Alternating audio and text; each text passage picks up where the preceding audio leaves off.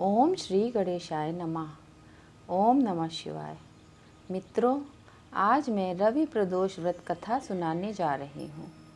रविवार के दिन ये व्रत आने के कारण इसे रवि प्रदोष व्रत कहा जाता है। प्रदोष व्रत हर महीने के दोनों पक्षों की त्रयोदशी तिथि को रखा जाता है। श्री सूत जी बोले, आप सभी शिव के परम भक्त हैं। आपकी भक्ति को देखकर मैं व्रती मनुष्यों की कथा कहता हूँ। ध्यान से सुनो। रवि प्रदोष व्रत की कथा के अनुसार एक गांव में अति दीनहीन ब्राह्मण निवास करता था। उसकी साध्वी स्त्री प्रदोष व्रत किया करती थी। उसे एक ही पुत्र रत्न था। एक समय की बात है, वो पुत्र गंगा स्नान करने के लिए गया। दुर्भाग्यवश मार्ग में चोरों ने उसे घेर लिया और वे कहने लगे कि हम तुम्हें मारेंगे नहीं, तुम अपने पिता के गुप्त धन के बारे में हमें बतला दो। बालक दीन भाव से कहने लगा कि हे बंधुओं, हम अत्यंत दुखी दीन हैं, हमारे पास धन कहाँ। तब चोरों ने कहा कि तेरी इस पोटली में क्या बंधा है। बालक ने निसंकोच कहा कि मेरी माँ ने मेरे लिए रोटियां दी हैं। ये सुनकर चोरों ने अपने साथियों से कहा कि हे साथियों, ये बहुत ही दीन दुखी मनुष्य है, अतः हम किसी और को लूट लेंगे। इतना कहकर चोरों ने उस बालक को जाने दिया। बालक वहाँ से चलते हुए एक नगर में पहुँचा।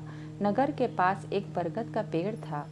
वो बालक उसी बरगद के वृक्ष की छाया में सो गया। उसी समय उस नगर के सिपाही चोरों को खोजते हुए उस बरगद के वृक्ष के पास पहुँचे और बालक को चोर समझकर बंदी बनाकर राजा के पास ले गए। राजा ने उसे कारावास में बंद करने का आदेश दिया। ब्राह्मणी का लड़का जब घर नहीं लौटा तब उसे अपने पुत्र की बड़ी चिंता हुई। अगले दिन प्रदोष व्रत था। ब्राह्मणी ने प्रदोष व्रत किया और भगवान शंकर से मन ही मन में अपने पुत्र की कुशलता की प्रार्थना करने लगी। भगवान शंकर ने उस ब्राह्मणी की प्रार्थना स्वीकार कर ली। उस रात भगवान शंकर ने उस राजा को स्वप्न में आदेश दिया कि वो बालक चोर नहीं है, उसे प्रातः काल छोड़ दें, अन्यथा उसका सारा राज्य वैभव नष्ट हो जाएगा। प्रातः काल राजा ने शिव जी की आज्ञानुसार उस बालक को कारावास से मुक्त कर दिया। बालक ने अपनी सारी कहानी राजा को सुनाई।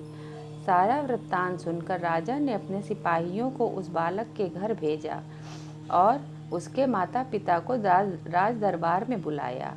उसके माता पिता बहुत ही भयभीत थे।